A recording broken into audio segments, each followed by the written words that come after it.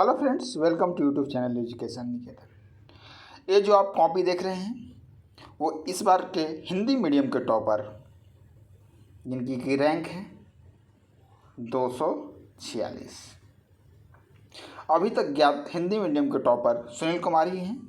कुछ YouTube channel पे आपको प्रियंका का नाम मिलेगा 121 रैंक के साथ, लेकिन वो कन्नड़ की हैं और कन्नड़ की भाषा से उन्होंने पेपर दिया है। वो कर्नाटका की रहने वाली हैं, वो हिंदी माध्यम की टॉपर नहीं है।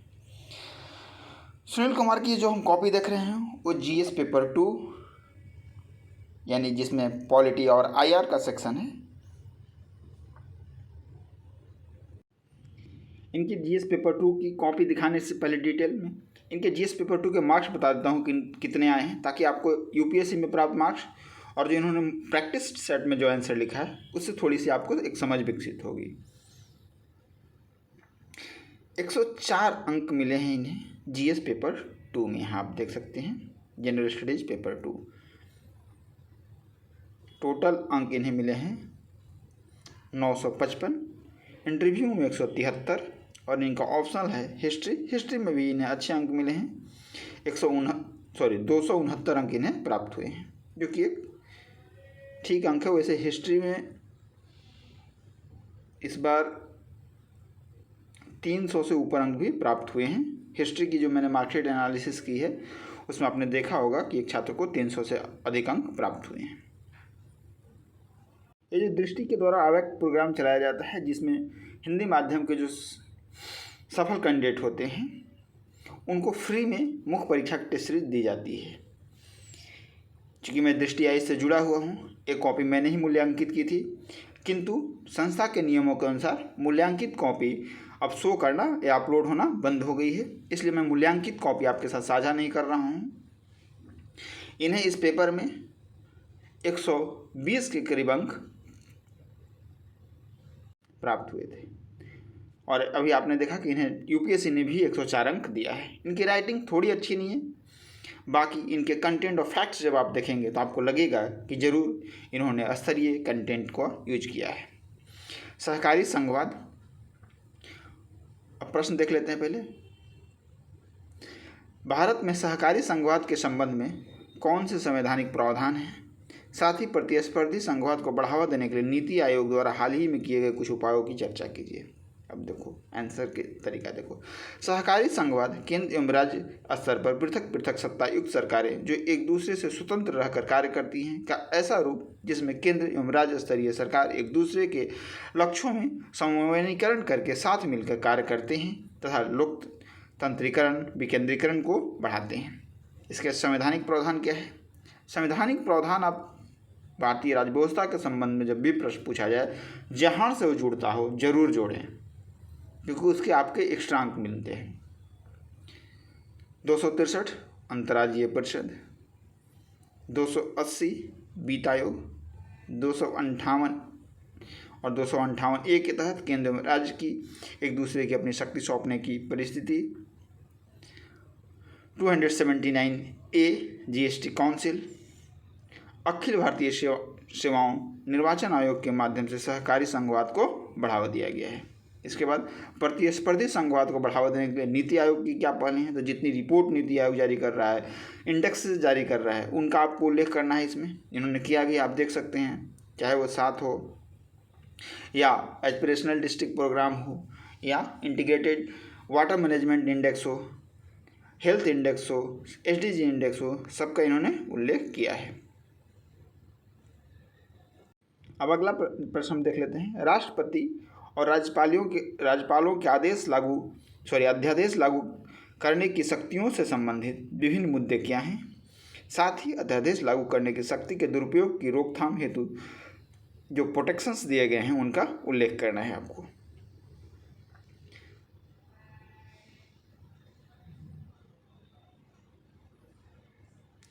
देखो, इन्होंने राज्यपाल के अनुच्छेद की जो आर्टिकल है वो गलत लिख दिया है। राज्यपाल को जो अध्यादेश जारी करने की शक्ति है वो 213 में है। इसके बाद आप देखोगे मुद्दे को इन्होंने बहुत टू द पॉइंट लिखा है।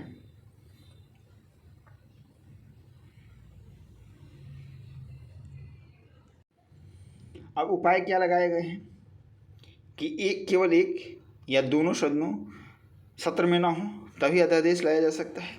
इसकी जो अधिकतम अवधि है वो 6 माह ही प्रभावी रहेगा। सत्र शुरू होने के 6 सप्ताह के भीतर पारित होना अनिवार्य रखा गया है। न्यायालय द्वारा संवैधानिक पुनरीक्षण संभव है। राष्ट्रपति असहमति प्रकट कर सकता है। अगला प्रश्न है, शंघाई सहयोग संगठन एससीओ की कनेक्ट सेंट्रल एशिया नीति की आगे बढ़ाने का एक संभावित मंच है, चर्चा कीजिए। तो पहले इन्होंने क्या किया, एससीओ के बारे में बतलाया। पहले शंघाई 5 के नाम से गठित हुआ था 1996 में, फिर 2001 में एससीओ के रूप में गठित हुआ। 2017 में भारत को मेंबरशिप मिली।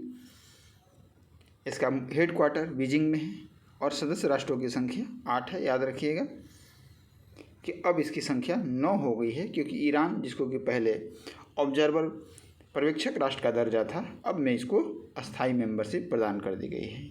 अब एससीओ के सदस्यों की संख्या 9 हो गई है।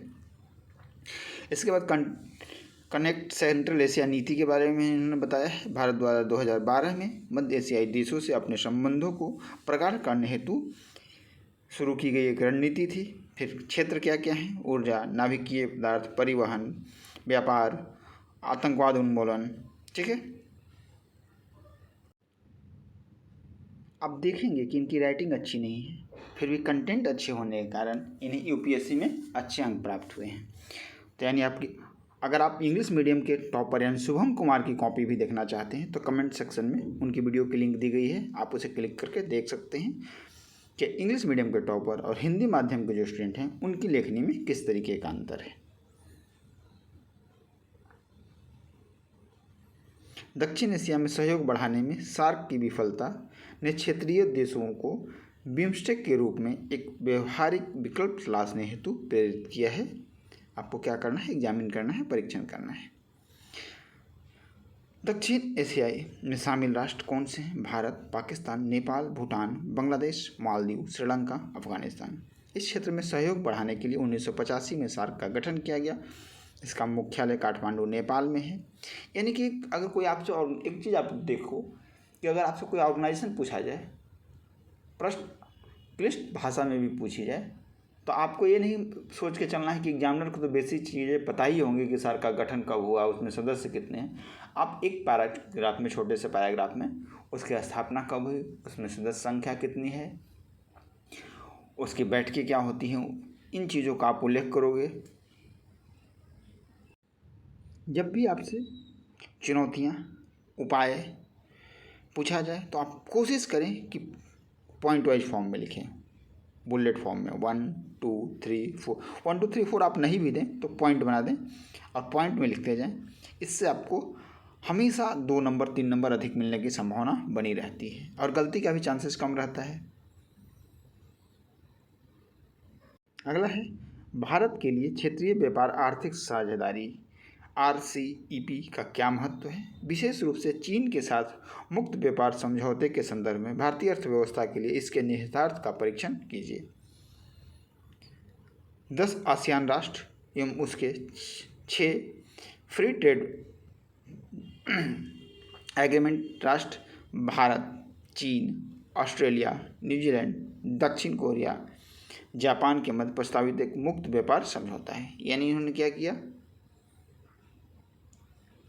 RCEP के बारे में ब्रीफ में बताया। मैंने आपको क्या कहा कि कोई भी इंटरनेशनल ऑर्गेनाइजेशन से आपसे प्रश्न पूछा जाए, पहले उस ऑर्गेनाइजेशन के बारे में एक पैराग्राफ में ब्रीफ में बताइए।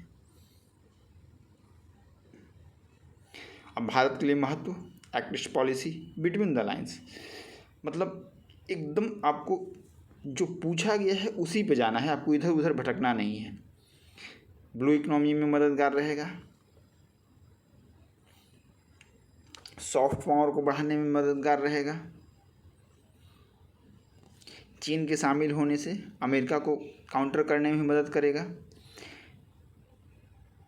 अब भारतीय अर्थव्यवस्था पे चीन भी चूँकि शामिल है RCEP में, तो सकारात्मक प्रभाव क्या होंगे और नकारात्मक प्रभाव क्या होंगे, इसके बाद एक संतुलित निष्कर्ष लिख कर आपको उत्तर को समाप्त करना है।